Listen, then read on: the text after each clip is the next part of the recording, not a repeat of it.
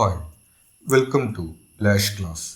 B A English appreciating പോയട്രിയിലെ first മൊഡ്യൂളിലെ poetic ഡിവൈസസും ഫിഗേഴ്സും സ്പീച്ചുമാണ് നമ്മൾ നോക്കുന്നത്. നമുക്ക് പ്രധാനമായിട്ടും ഷോർട്ട് ക്വസ്റ്റ്യൻസ് ആണ് ഈ ഒരു സെക്ഷനിൽ വരുന്നത്. അതുകൂടാതെ നമുക്ക് പഠിക്കാനുള്ള പോയത്തിൽ നിന്ന് ഈ പോയറ്റിക് ഡിവൈസസും ഫിഗേഴ്സും സ്പീച്ചൊക്കെ ഐഡന്റിഫൈ ചെയ്യാനുള്ള രീതിയിൽ നമുക്ക് ക്വസ്റ്റ്യൻസ് വരാവുന്നതാണ്. നമ്മളിവിടെ ഈ ടേംസിന്റെ ഒരു എക്സ്പ്ലനേഷനും അതിൻ്റെ ഒരു എക്സാമ്പിളുമാണ് പ്രൊവൈഡ് ചെയ്യുന്നത്. നമുക്ക് നോക്കാം. ആദ്യം വരുന്നത് അലിറ്ററേഷൻ ആണ്. ചിലപ്പോൾ നമ്മൾ സ്കൂളിൽ പഠിക്കുമ്പോൾ കേട്ടിട്ടുണ്ടായിരിക്കും, repetition of the same consonant sound at the beginning of words in a phrase. ഒരേ കോൺസണന്റ് സൗണ്ടിൽ ആരംഭിക്കുന്ന വാക്കുകൾ ആവർത്തിച്ചു വരുന്നതിനെയാണ് അലിറ്ററേഷൻ എന്ന് പറയുന്നത്. കോൺസണന്റ് സൗണ്ട് എന്ന് പറയുന്നത് വ്യഞ്ജനാക്ഷരങ്ങളാണ് ഉദ്ദേശിക്കുന്നത്. Example, she sells sea shells by the sea shore. ഇവിടെ നമുക്ക് സ് എന്നുള്ളൊരു ശബ്ദവും അതുപോലെ ഷ് എന്നുള്ളൊരു ശബ്ദവും ഈ ഒരു വരിയിൽ ആവർത്തിച്ചു വരുന്നതായിട്ട് കാണാം. അതുപോലെ ഒരേ ശബ്ദത്തിൽ ആരംഭിക്കുന്ന വാക്കുകൾ ആവർത്തിച്ചു വരുന്നതിനെയാണ് നമ്മൾ അലിറ്ററേഷൻ എന്ന് പറയുന്നത്. അതിൽ നമ്മൾ നോട്ട് ചെയ്യേണ്ട കാര്യം, depends on sound not on letters. ഒരേ ശബ്ദം ആവർത്തിച്ചു വരിക എന്നാണ് നമ്മൾ പറയുന്നത്, ഒരേ അക്ഷരം എന്നല്ല പറയുന്നത്. അപ്പോൾ ഇവിടെ നമ്മൾ നോക്കുകയാണെങ്കിൽ ഈ ഷി എന്ന് പറയുന്നതും സി എന്ന് പറയുന്നതും നമുക്ക് അലിറ്ററേഷൻ ആണെന്ന് പറയാൻ പറ്റില്ല. കാരണം ഒന്നില് ഷ് എന്നുള്ളൊരു ശബ്ദവും അടുത്തതില് സ് എന്നുള്ളൊരു ശബ്ദവുമാണുള്ളത്. അതുകൊണ്ട് നമ്മളവിടെ ഷ് എന്നുള്ളൊരു ശബ്ദത്തിന് നമുക്ക് ഷീക്ക് അലിറ്ററേഷൻ ആയിട്ട് വരുന്നത് ഷോർ എന്നുള്ള വാക്കും ഷെൽ എന്നുള്ള വാക്കുമാണ്. അപ്പോൾ നമ്മൾ ഇത്രയാണ് ഉദ്ദേശിക്കുന്നത്. അലിറ്ററേഷൻ നോക്കുന്ന സമയത്ത് നമ്മൾ സ്പെല്ലിങ് നോക്കിയിട്ട് ലെറ്റർ നോക്കിയിട്ടല്ല കണ്ടുപിടിക്കേണ്ടത്, അത് പ്രൊനൗൺസ് ചെയ്യുമ്പോഴുള്ള ശബ്ദം നോക്കിയിട്ടാണ് നമ്മൾ കണ്ടുപിടിക്കേണ്ടത്. അതിന്റെ യൂസ് നമുക്കറിയാം, അത് ബ്യൂട്ടിഫൈ ചെയ്യാൻ വേണ്ടിയിട്ടും ഒരു ഫ്ലോ കൊടുക്കാൻ വേണ്ടിയിട്ടാണ്. ഈ കവിതയ്ക്ക് വരികൾക്കൊക്കെ ഒരു ഒഴുക്ക് കൊടുക്കാൻ വേണ്ടിയിട്ടും ഭംഗി കൊടുക്കാൻ വേണ്ടിയിട്ടുമാണ് അലിറ്ററേഷൻ ഉപയോഗിക്കുന്നത്. അടുത്തത് അസോണൻസ് ആണ്. ഇവിടെയും സൗണ്ട് റിപ്പീറ്റ് ചെയ്യുന്നത് തന്നെയാണ്, പക്ഷെ repetition of vowel sounds within words in a phrase. അതായത് വൗവൽ സൗണ്ട് ആണ് ഇവിടെ റിപ്പീറ്റ് ചെയ്യുന്നത്. Example, it rains in Spain. ഇവിടെ നമ്മൾ ശ്രദ്ധിക്കേണ്ട കാര്യം, ഒരു വേർഡിന്റെ തുടക്കത്തിൽ തന്നെ ഈ സൗണ്ട് വരണം നിർബന്ധമില്ല.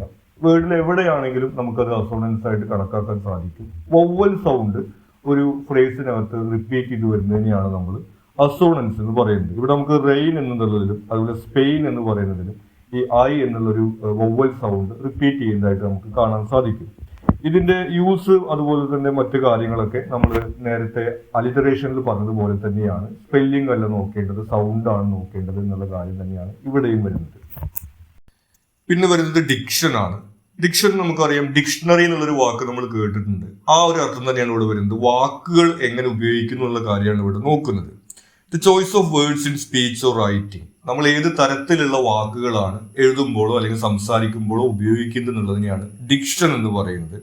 അത് പല ഫാക്ടേഴ്സുമായിട്ട് ബന്ധപ്പെട്ട് വരുന്നതാണ്. അതിന്റെ കണ്ടെക്സ്റ്റ്, ഇപ്പൊ നമ്മൾ ഒരു സുഹൃത്തിനോട് സംസാരിക്കുമ്പോഴോ അല്ലെങ്കിൽ ഒരു ഒഫീഷ്യൽ ആയിട്ടുള്ള കാര്യം നമ്മൾ സംസാരിക്കുമ്പോഴോ വ്യത്യസ്തമായിട്ടുള്ള വാക്കുകളും ഭാഷയായിരിക്കും നമ്മൾ ഉപയോഗിക്കുക.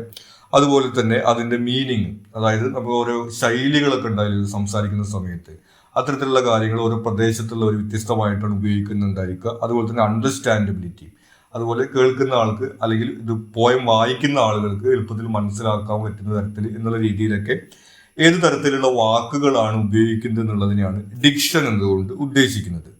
ഇനി ടൈപ്സ് ഓഫ് ഡിക്ഷൻ ആണ് പറയുന്നത്. ഏതൊക്കെ തരത്തിലുള്ള ഡിക്ഷൻസ് ആണുള്ളതെന്നാണ് ഉദ്ദേശിക്കുന്നത്. ആദ്യം വരുന്നത് ഫോർമൽ ഡിക്ഷൻ. നമുക്കത് കേൾക്കുമ്പോൾ തന്നെ അറിയാം, ഫോർമൽ ആയിട്ടുള്ള ഭാഷയും വാക്കുകളാണ് ഉദ്ദേശിക്കുന്നത്. Using formal professional language. Example വരുന്നത്, the individual exhibited signs of significant distress. ഇവിടെ ഒരാൾ അപ്സെറ്റ് ആയി എന്നുള്ള കാര്യമാണ് പറയുന്നത്. അപ്സെറ്റ് എന്നതിന് പകരം ഇവിടെ സിഗ്നിഫിക്കന്റ് ഡിസ്ട്രസ് എന്നുള്ള ഒരു ഫ്രേസാണ് ഉപയോഗിച്ചിരിക്കുന്നത്. ആ തരത്തിൽ പ്രൊഫഷണൽ ആയിട്ടുള്ള ഫോർമൽ ആയിട്ടുള്ള വേർഡ്സ് ഉപയോഗിക്കുന്നതിനെയാണ് നമ്മൾ ഫോർമൽ ഡിക്ഷൻ എന്ന് പറയുന്നത്. ഇതിന്റെ യൂസ് നമുക്കറിയാം, ഫോർമൽ സിറ്റുവേഷൻ, അതായത് ഒരു ഒഫീഷ്യൽ കാര്യങ്ങൾ, അതുപോലെ മീറ്റിങ്ങുകൾ, കോൺഫറൻസുകൾ, അതുപോലെ തന്നെ ന്യൂസ് പേപ്പറുകളൊക്കെ എഴുതുന്ന സമയത്ത് അങ്ങനെയാണ് പ്രധാനമായിട്ടും ഈ ഫോർമൽ ഡിക്ഷൻ നമ്മൾ ഉപയോഗിക്കുന്നത്. അടുത്തത് ഇൻഫോർമൽ ഡിക്ഷൻ ആണ്. ഫോർമൽ ഡിക്ഷന്റെ ഓപ്പോസിറ്റ് ആണ് വരുന്നത് everyday language, more relaxed and conversational.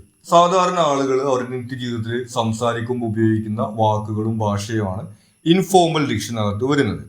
He showed he was really upset. നമ്മൾ നേരത്തെ സിഗ്നിഫിക്കന്റ് ഡിസ്ട്രസ് എന്നൊക്കെയാണ് ഫോർമലായിട്ട് പറഞ്ഞത്. നമ്മൾ നോർമലായിട്ട് പറയുന്ന സമയത്ത് അപ്സെറ്റ് എന്നുള്ള വാക്കാണ് ഉപയോഗിക്കുക. അങ്ങനെ എവറിഡേ ലാംഗ്വേജിൽ വരുന്ന വേർഡ്സ് ഉപയോഗിക്കുന്നതാണ് ഇൻഫോർമൽ ഡിക്ഷൻ വരുന്നത്. അതിന്റെ യൂസ് നമുക്കറിയാം. ഇൻഫോർമൽ ആയിട്ടുള്ള സിറ്റുവേഷൻസ്, അതുപോലെ തന്നെ സാധാരണ കോൺവെർസേഷൻസ് തുടങ്ങിയിട്ടുള്ള കാര്യങ്ങളിലാണ് ഇൻഫോർമൽ ഡിക്ഷൻ നമ്മൾ ഉപയോഗിക്കുന്നത്. പിന്നെയുള്ളത് കൊളോക്കിയൽ ഡിക്ഷൻ ആണ്. Using regional or cultural expressions and idioms. അതായത് ഓരോ പ്രദേശത്ത് ഓരോ തരത്തിലുള്ള ഭാഷാ പ്രയോഗങ്ങൾ ഉണ്ടായിരിക്കും എന്ന് നമുക്കറിയാം. അത്തരത്തിലുള്ള സാംസ്കാരികവും അതുപോലെ തന്നെ പ്രാദേശികവുമായിട്ടുള്ള ഭാഷാ പ്രയോഗങ്ങളെ ഉപയോഗിക്കുന്നതിനെയാണ് നമ്മൾ കൊളോക്കിയൽ ഡിക്ഷൻ എന്ന് പറയുന്നത്. എക്സാമ്പിൾ വരുന്നത് I have been waiting for you with bated breath. ഒരു ഇഡിയമാണ്. നമ്മൾ മലയാളത്തിൽ പറയുന്നത് നമ്മൾ കണ്ണിൽ എണ്ണ ഒഴിച്ച് കാത്തിരിക്കുകയായിരുന്നു എന്നുള്ള രീതിയിലൊക്കെ. ഇത്തരത്തിലുള്ള ശൈലികളും മറ്റ് പ്രയോഗങ്ങളൊക്കെ ഒരു പ്രദേശത്ത് ഉപയോഗിക്കപ്പെടുന്നത് ആണ് നമ്മൾ കൊളോക്കിയൽ ഡിക്ഷൻ എന്ന് പറയുന്നത്. അടുത്തത് സ്ലാങ് ആണ്. നമ്മൾ കേട്ടിട്ടുണ്ടായിരിക്കും സ്ലാങ് എന്നുള്ളൊരു പ്രയോഗത്തെ കുറിച്ചിട്ട്. Using very informal language often specific to a particular group, newly formed and sometimes impolite. Slang എന്ന് പറയുന്നത് വളരെ ഇൻഫോർമൽ ആയിട്ടുള്ളതാണ്.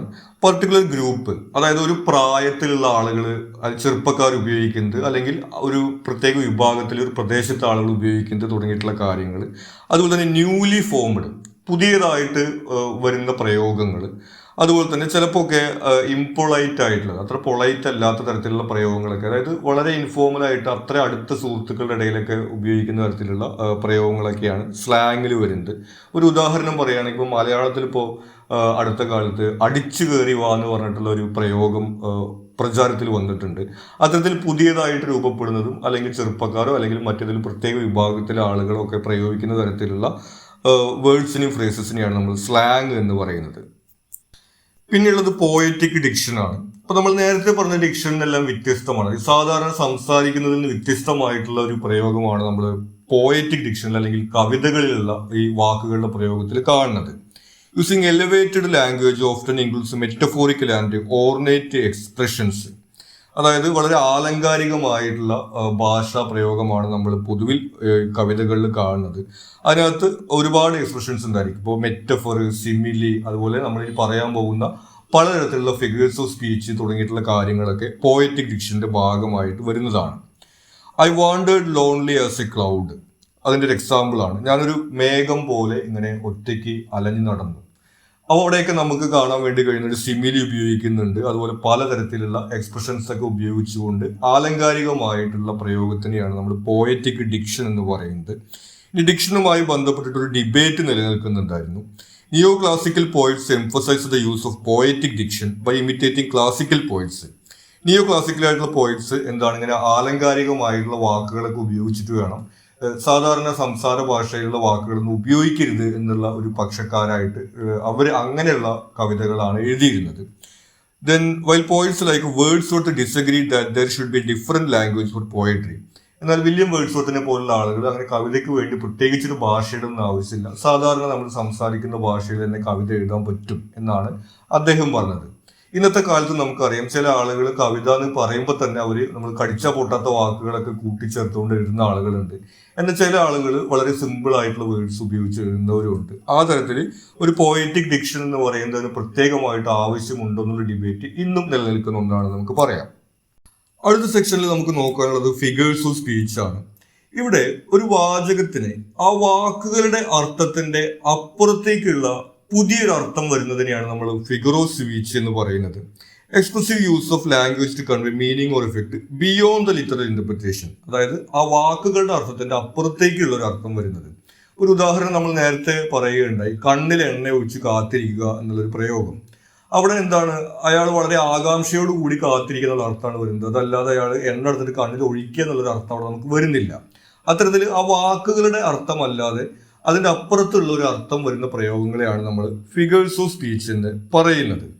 എക്സാമ്പിൾ ഇവിടെ ഇംഗ്ലീഷിൽ ഒന്ന് കൊടുത്തിട്ടുണ്ട്, it's raining cats and dogs. അതായത് കനത്ത മഴയെ ഇംഗ്ലീഷിൽ പറയുന്നതാണ്, അല്ലാതെ പൂച്ചയും നായൊന്നും ഇങ്ങനെ ആകാശത്ത് നിന്ന് വീഴുക എന്നുള്ള അർത്ഥമല്ല അവിടെ വരുന്നത്.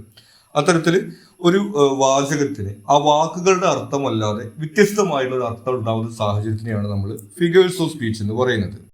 ഫിഗേഴ്സ് ഓഫ് സ്പീച്ചിൽ നമുക്ക് ഏറ്റവും പോപ്പുലർ ആയിട്ട് വരുന്നത് സിമിലി മെറ്റഫറും ആണ്. നമ്മൾ ചെറിയ ക്ലാസ് മുതൽ കേൾക്കുന്നതായിരിക്കും. രണ്ടും ഏറെക്കുറെ സിമിലർ ആണ്, എന്നാൽ അതിലൊരു വ്യത്യാസമുണ്ട്. സിമിലിയിൽ വരുന്നത് comparing two different things using like or as. Like അല്ലെങ്കിൽ ആസ് എന്നുള്ള വാക്ക് വെച്ചുകൊണ്ട്, അതായത് ഒരു കാര്യത്തിന് മറ്റൊരു കാര്യം പോലെ എന്ന് പറയുന്നതാണ് നമ്മൾ സിമിലി എന്ന് പറയുന്നത്. എക്സാമ്പിൾ വരുന്നത് her house is like A palace. അവളുടെ വീട് ഒരു കൊട്ടാരം പോലെയാണ് എന്ന് പറയുമ്പോൾ അത് സിമിലിയാണ്. ഇനി മെറ്റഫറിനകത്ത് വരുമ്പോൾ comparing two different things without using like or as, പോലെ എന്ന് പറയാതെ അത് തന്നെയാണ് എന്ന് പറയുന്നതാണ് നമ്മൾ മെറ്റഫറിൽ കാണുന്നത്. Her house is A palace. അവളുടെ വീട് ഒരു കൊട്ടാരമാണ്. അവിടെ നമുക്കറിയാം വലിയ വീടാണെന്ന് നമ്മൾ ഉദ്ദേശിക്കുന്നത്. അങ്ങനെ അവളുടെ വീട് ഒരു കൊട്ടാരമാണെന്ന് പറയുന്ന സമയത്ത് അത് മെറ്റഫറും, അവളുടെ വീട് ഒരു കൊട്ടാരം പോലെയാണ് എന്ന് പറയുന്ന സമയത്ത് അത് സിമിലിയുമായിട്ടാണ് വരുന്നത്. അപ്പൊ സിമിലിക്കകത്ത് ഒരു കാര്യം വേറൊരു കാര്യം പോലെയാണ് എന്ന് പറഞ്ഞ് കമ്പയർ ചെയ്യുന്നതാണ്. മെറ്റഫറിനകത്ത് ഒരു കാര്യം വേറൊരു കാര്യമാണ് എന്ന് പറഞ്ഞുകൊണ്ട് കമ്പയർ ചെയ്യുന്നതാണ് നമ്മൾ കാണുന്നത്. അടുത്തത് പേഴ്സോണിഫിക്കേഷൻ ആണ്. Giving human traits to non human objects or abstract ideas. മനുഷ്യരല്ലാത്ത കാര്യങ്ങൾക്ക് മനുഷ്യരുടെ ഗുണങ്ങൾ കാണിക്കുന്നതിനെയാണ് നമ്മൾ പേഴ്സോണിഫിക്കേഷൻ എന്ന് പറയുന്നത്. Example, the flowers smiled in the morning. പൂക്കൾ ചിരിച്ചു എന്ന് പറയുന്നത് അവിടെ പൂക്കൾ വിരിഞ്ഞതിനെയാണ് ഉദ്ദേശിക്കുന്നത്. നമുക്കറിയാം പൂക്കൾ ചിരിക്കില്ല എന്നുള്ള കാര്യം. അത്തരത്തിൽ മനുഷ്യരുടെ ഗുണങ്ങൾ മറ്റു കാര്യങ്ങളിൽ എടുത്തു കാണിക്കുന്നതിനെയാണ് നമ്മൾ പേഴ്സോണിഫിക്കേഷൻ എന്ന് പറയുന്നത്. അത് വസ്തുക്കളായിരിക്കാം, അതുപോലെ തന്നെ ആശയങ്ങളായിരിക്കാം. അപ്പൊ നമുക്ക് തന്നെ പഠിക്കാനുള്ള ഒരു പോയത്തിനകത്ത് പേഷ്യൻസ് റിപ്ലൈഡ്, ക്ഷമ ആൾക്ക് മറുപടി നൽകി എന്നുള്ള രീതിയിൽ നമ്മൾ ഒരു വരി കാണുന്നുണ്ട്. അത്തരത്തിൽ ആശയങ്ങളായിരിക്കാം, വസ്തുക്കളായിരിക്കാം, മനുഷ്യർക്ക് ഉള്ള ഗുണങ്ങൾ ഇത്തരം കാര്യങ്ങളിൽ കാണിക്കുന്നതിനെയാണ് നമ്മൾ പേഴ്സോണിഫിക്കേഷൻ എന്ന് പറയുന്നത്. പിന്നെ വരുന്നത് ഓക്സിമോറോൺ ആണ്. വളരെ രസകരമായിട്ടുള്ള ഒരു ഫിഗർ ഓഫ് സ്പീച്ച് ആണിത്. Combining two contradictory ideas. പരസ്പര വിരുദ്ധമായിട്ടുള്ള രണ്ട് ആശയങ്ങളെയാണ് ഇവിടെ യോജിപ്പിക്കുന്നത്. Often with an adjective and noun with opposite meanings. സാധാരണഗതിക്ക് രണ്ട് വ്യത്യസ്ത അർത്ഥങ്ങളുള്ള വാക്കുകൾ, ഒരു അഡ്ജക്റ്റീവും ഒരു നൗണും കൂട്ടിച്ചേർത്തുകൊണ്ടാണ് നിർമ്മിക്കുന്നത്. എക്സാമ്പിൾ നോക്കുകയാണെങ്കിൽ സ്വീറ്റ് സോറോ. നമ്മൾ ചിലപ്പോൾ മലയാളത്തിൽ കേട്ടിട്ടുണ്ടായിരിക്കും മധുര നൊമ്പരം എന്നൊരു പ്രയോഗം. നമ്മൾ പലപ്പോഴും പ്രണയത്തെ കുറിച്ചിട്ടൊക്കെ വിശേഷിപ്പിക്കുമ്പോൾ ഉപയോഗിക്കുന്നതാണ്. മധുരം എന്ന് പറയുന്നത് നമുക്കറിയാം പോസിറ്റീവ് ആയിട്ടുള്ള മീനിങ് ആണ്. നൊമ്പരം എന്ന് പറയുന്നത് നെഗറ്റീവ് ആയിട്ടുള്ള മീനിങ് ആണ്. അവിടെ രണ്ട് വ്യത്യസ്ത അർത്ഥങ്ങളുള്ള ആശയങ്ങളെ മധുര നൊമ്പരം അല്ലെങ്കിൽ സ്വീറ്റ് സോറോ എന്നുള്ള തരത്തിൽ ഒന്നിച്ചിട്ട് ഉപയോഗിക്കുന്നു. പക്ഷെ അതിന് അർത്ഥമില്ല നമുക്ക് പറയാൻ വേണ്ടി സാധിക്കില്ല. കാരണം അതൊരു സെൻസ് ഉള്ള ഒരു മീനിങ് തന്നെ നമുക്ക് അവിടെ ലഭിക്കുന്നുണ്ട്. ഇത്തരത്തിൽ നമ്മൾ കോംപ്ലക്സ് ആയിട്ടുള്ള ഐഡിയാസ്, വളരെ സങ്കീർണമായിട്ടുള്ള കാര്യങ്ങൾ അവതരിപ്പിക്കുന്നതിന് വേണ്ടിയിട്ട് വ്യത്യസ്ത അർത്ഥങ്ങളുള്ള ആശയങ്ങളെ ഒരുമിച്ച് ഉപയോഗിക്കുന്നതാണ് നമ്മൾ ഓക്സിമോറോൺ എന്ന് പറയുന്നത്. ഇവിടെ സ്വീറ്റ് സോറോ എന്ന് പറയുന്നത്. അതുപോലെ ചിലപ്പോൾ നമ്മൾ കേട്ടിട്ടുണ്ടായിരിക്കും കാതടപ്പിക്കുന്ന നിശബ്ദത എന്നുള്ള തരത്തിൽ ഡെഫനിങ് സൈലൻസ്. അത്തരത്തിൽ നമ്മൾ പരസ്പര വിരുദ്ധമായിട്ടുള്ള രണ്ട് ആശയങ്ങളെ സങ്കീർണമായിട്ടുള്ള ഒരു കാര്യത്തെ അവതരിപ്പിക്കുന്നതിന് വേണ്ടി ഉപയോഗിക്കുന്നതിനെയാണ് നമ്മൾ ഓക്സിമോറോൺ എന്ന് പറയുന്നത്. അടുത്തത് മെറ്റോണിമിയാണ്. ഇവിടെ substituting the name of one thing with something closely associated with it. ഒരു കാര്യത്തിന് പകരം അതുമായി ബന്ധപ്പെട്ട വേറൊരു കാര്യത്തിന്റെ പേര് പറയുന്നതാണ് നമ്മൾ മെറ്റോണിമി എന്ന് പറയുന്നത്. ഒരു എക്സാമ്പിൾ നോക്കുകയാണെങ്കിൽ the white house announced A new policy. White house എന്ന് പറയുന്നത് അമേരിക്കയിലെ ഗവൺമെന്റിന് പകരം അവിടെ ഉപയോഗിച്ചിരിക്കുന്ന ഒരു വാക്കാണ്. അതുപോലെ നമുക്ക് വേറെ എളുപ്പത്തിൽ പറയാവുന്നത് സുഗന്ധം വിടർന്നു. പൂക്കൾ വിടർന്നു എന്നതിന് പകരം നമ്മൾ സുഗന്ധം വിടർന്നു എന്ന് പറയുന്നത് വിചാരിക്കാം. നമുക്കറിയാം ഈ സുഗന്ധം എന്ന് പറയുന്നത് പെർഫ്യൂം എന്ന് പറയുന്നത് നമ്മൾ ഫ്ലവറുമായിട്ട് റിലേറ്റ് ചെയ്യുന്ന ഒരു വാക്കാണ്. അത്തരത്തിൽ ഒരു വാക്കിന് പകരം അതുമായി ബന്ധപ്പെട്ടിട്ടുള്ള വേറൊരു വാക്ക് ഉപയോഗിക്കുന്നതിനെയാണ് നമ്മൾ മെറ്റോണിമി എന്ന് പറയുന്നത്. അടുത്തത് synecdoche. Using a part of something to refer to the whole. ഒരു കാര്യത്തെ മുഴുവനായിട്ട് വിശേഷിപ്പിക്കുന്നതിന് പകരം അതിന്റെ ഒരു ഭാഗത്തെ കുറിച്ച് മാത്രം പറയുക. ഫോർ എക്സാമ്പിൾ നോക്കുകയാണെങ്കിൽ there are a lot of hard working hands behind our success. ഞങ്ങളുടെ വിജയത്തിന് പുറകിൽ ഒരുപാട് കഠിനാധ്വാനം ചെയ്യുന്ന കരങ്ങളുണ്ട്. അവിടെ നമുക്കറിയാം ഈ ഹാൻഡ് അല്ലെങ്കിൽ ഹാർഡ് വർക്കിംഗ് ഹാൻഡ് എന്ന് പറയുന്നത് ആളുകളുടെ കൈകളെ മാത്രമല്ല ഉപയോഗിച്ചിരിക്കുന്നത്. അവിടെ അവരുടെ ടീമിലുള്ള അവരുടെ കൂടെയുള്ള ഒരുപാട് ആളുകളുടെ സപ്പോർട്ട് ഉണ്ട് എന്നുള്ള കാര്യം പറയുന്നത്. അത്തരത്തിൽ ഒരുപാട് ആളുകൾ എന്നുള്ളതിന് പകരം ഒരുപാട് കൈകൾ അതിന് പുറകിലുണ്ട് എന്ന് പറയുന്നു. അപ്പോൾ ഒരു ആൾ എന്നതിന് പകരം ഒരു കൈ എന്ന് പറയുന്നു. ഇത്തരത്തിൽ ഒരു കാര്യത്തെ മുഴുവനായിട്ട് വിശേഷിപ്പിക്കുന്നതിന് പകരം അതിന്റെ ഒരു ഭാഗത്തെ മാത്രം എടുത്തുകൊണ്ട് പറയുന്നതിനെയാണ് നമ്മൾ സിനെക്ഡോക്ക് എന്ന് പറയുന്നത്. ഇനി ഇതിൽ ലാസ്റ്റ് വരുന്നത് ട്രാൻസ്ഫർ എപ്പിത്തറ്റ് ആണ്. ഇതും രസകരമായിട്ടുള്ള ഒരു ഫിഗർ ഓഫ് സ്പീച്ച് ആണ്. Adjectives that describe A noun other than the person or thing it is actually describing. അതായത് ഒരു വ്യക്തിയെയോ ഒരു കാര്യത്തെയോ വിവരിക്കുന്നതിന് പകരം വേറൊരു കാര്യത്തെ വിവരിച്ചുകൊണ്ട് ആ അർത്ഥം ഉണ്ടാക്കുക. എക്സാമ്പിൾ പറഞ്ഞാൽ നമുക്ക് പെട്ടെന്ന് മനസ്സിലാവും. എ സ്ലീപ്ലെസ് നൈറ്റ് നമ്മൾ കേട്ടിട്ടുണ്ടായിരിക്കും, ഉറക്കമില്ലാത്ത രാത്രി. അവിടെ നമുക്കറിയാം രാത്രിക്കല്ല ഉറക്കമില്ലാത്തത്, ആ ഒരു വ്യക്തിക്കാണ് അവിടെ, അല്ലെങ്കിൽ മനുഷ്യർക്കാണ് അവിടെ ഉറക്കമില്ലാത്തതുള്ളത്. അപ്പോൾ ഉറക്കമില്ലാത്ത മനുഷ്യൻ എന്ന് പറയുന്നതിന് പകരം അവിടെ എന്ത് ചെയ്യുന്നു, ഉറക്കമില്ലാത്ത രാത്രി എന്ന് പറഞ്ഞുകൊണ്ട് നമ്മളത് ഒന്നുകൂടി ആലങ്കാരികമായിട്ട് അവതരിപ്പിക്കുന്നു. അതുപോലെ നമുക്ക് പറയാവുന്നതാണ് വിശ്രമമില്ലാത്ത ദിവസം. നമുക്കറിയാം ദിവസത്തിനല്ല വിശ്രമമില്ലാത്ത, അവിടെ ജോലി ചെയ്യുന്ന ആൾക്കാണ് വിശ്രമമില്ലാത്തത്. അത്തരത്തിൽ ഒരാളെയോ അല്ലെങ്കിൽ ഒരു കാര്യത്തെയോ വിശേഷിപ്പിക്കുന്നതിന് പകരം വേറൊരു കാര്യത്തെ വിശേഷിപ്പിച്ചുകൊണ്ട് അതേ അർത്ഥം ഉണ്ടാക്കുന്ന ഒരു ഫിഗർ ഓഫ് സ്പീച്ച് ആണ് ട്രാൻസ്ഫർ എപ്പിത്തറ്റിൽ വരുന്നത്. ഇത്രയും കാര്യങ്ങളാണ് നമുക്ക് പോയറ്റിക് ഡിവൈസസും അതുപോലെ ഫിഗർ ഓഫ് സ്പീച്ചുമായി ബന്ധപ്പെട്ട് ഇമ്പോർട്ടൻ്റ് ആയിട്ട് വരുന്നത്. നിങ്ങൾക്ക് മറ്റെന്തെങ്കിലും സംശയങ്ങളോ സജഷൻസോ ഉണ്ടെങ്കിൽ നിങ്ങൾ കമൻറ്റ് ചെയ്യുക. കൂടാതെ ചാനൽ നിങ്ങളൊരു സബ്സ്ക്രൈബ് ചെയ്തിട്ടില്ലെങ്കിൽ സബ്സ്ക്രൈബ് ചെയ്യുക. Thank you.